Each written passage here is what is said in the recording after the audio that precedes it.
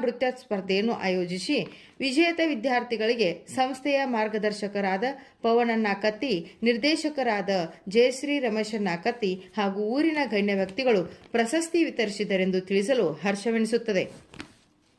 October 23ರಂದು Rani Chennamma ಜಯಂತಿಯನ್ನು, October 31ರಂದು Ekta ದಿವಸವನ್ನು ಹಾಗೂ November 1ರಂದು Kannada ರಾಜ್ಯೋತ್ಸವವನ್ನು ಹಮ್ಮಿಕೊಳ್ಳುವ ಮೂಲಕ ಆ ದಿನದ ವಿಶೇಷತೆಯನ್ನು ಅನುಭವಿಸಿದೆವು.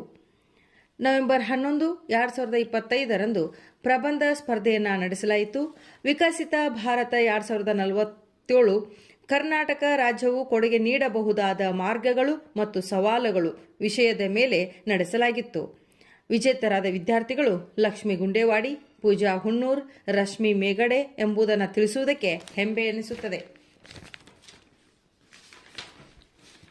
ಕನಕದಾಸ ಜಯಂತಿ, ರಾಷ್ಟ್ರೀಯ ಸಂವಿಧಾನ ದಿನ, ಮಾನವ ಹಕ್ಕುಗಳ ಜಾಗೃತಿ ಕಾರ್ಯಕ್ರಮಗಳನ್ನು ನೆರವೇರಿಸಲಾಗಿದೆ.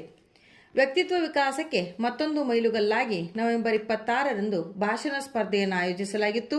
ಸ್ಪರ್ಧಾ ವಿಜೇತರು ಪಲ್ಲವಿ ಮೆಳವಂಕಿ ಹಾಗೂ ಶೀಮಾ ಗುಲ್ಬಾವಿ ಎಂದು ಹೆಮ್ಮೆಯಿಂದ ವ್ಯಕ್ತಪಡಿಸುತ್ತೇನೆ. ದಿನಾಂಕ 6-12-2025ರಂದು ರಾಣಿ ಚೆನ್ನಮ್ಮ ವಿಶ್ವವಿದ್ಯಾಲಯದ ಆಯೋಜಕರಾದ ಡಾಕ್ಟರ್ RS ದಳವಾಯಿ ಜನಪದರಲ್ಲಿ ಸಂಗೊಳ್ಳಿ ರಾಯಣ್ಣ ಕಾರ್ಯಕ್ರಮದಲ್ಲಿ ವಿದ್ಯಾರ್ಥಿಗಳಲ್ಲಿ ಶೌರ್ಯ, ತ್ಯಾಗ, ದೇಶಭಕ್ತಿಯ ಪ್ರತೀಕತೆಯನ್ನು ಸಂಪನ್ಮೂಲ ವ್ಯಕ್ತಿಗಳಾದ ಕೆ. ರಾಮರೆಡ್ಡಿ ಅವರು ತಿಳಿಸಿಕೊಟ್ಟರು.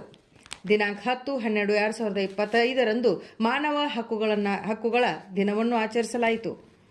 ನವನವ ಪ್ರಶ್ನೆಗಳು, ನವನವ ಪರೀಕ್ಷೆಗಳು, ದಿವಸಾದಿದಿವ ಚಕ್ರ ತಿರುಗಿದಂತೆ ಎಂದು ಹೇಳುವಂತೆ ಮತ್ತೊಂದು ವಿಶೇಷ ಕಾರ್ಯಕ್ರಮ ದಿನಾಂಕ 28-2-26ರಂದು ರಾಷ್ಟ್ರೀಯ ವಿಜ್ಞಾನ ದಿನದಂದು ಕ್ವಿಜ್ ನಡೆಸುವ ಮೂಲಕ ವಿದ್ಯಾರ್ಥಿಗಳಿಗೆ ಸ್ಪರ್ಧೆ ಆಯೋಜಿಸಲಾಗಿತ್ತು.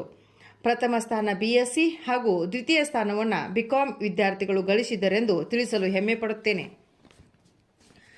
ನಮ್ಮ ಮಹಾವಿದ್ಯಾಲಯ ಹಾಗೂ ಧಾರವಾಡ ಬಹುಶಾಸ್ತ್ರೀಯ ವಿಕಾಸ ಸಂಶೋಧನಾ ಕೇಂದ್ರದ ಆಶ್ರಯದಲ್ಲಿ ಮಾರ್ಚ್ 13, 2026ರಂದು ಭಾರತೀಯ ಜ್ಞಾನ ಪರಂಪರೆಯ ವಾಹಕವಾಗಿ ಭಾರತೀಯ ಭಾಷೆಗಳು ವಿಷಯ ಕುರಿತು ವಿಶೇಷ ಉಪನ್ಯಾಸ ಹಮ್ಮಿಕೊಂಡಿದ್ದು, ಸಂಪನ್ಮೂಲ ವ್ಯಕ್ತಿಗಳಾದ ಡಾಕ್ಟರ್ VS ಮಾಳೆಯವರು ಹಾಗೂ ಡಾಕ್ಟರ್ ಪ್ರತೀಕ್ ಮಾಳೆಯವರು ಭಾಗಿಯಾಗಿದ್ದರು.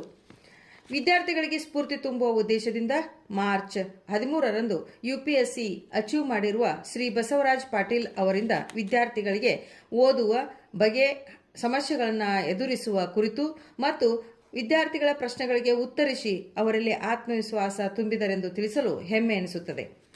ಮಾರ್ಚ್ 23ರಂದು ಜಂಗ್ಟ್ಯಾಳ್ ಗ್ರಾಮದಲ್ಲಿ NSS ಕಾರ್ಯಕ್ರಮವನ್ನು ಹಮ್ಮಿಕೊಳ್ಳಲಾಗಿತ್ತು.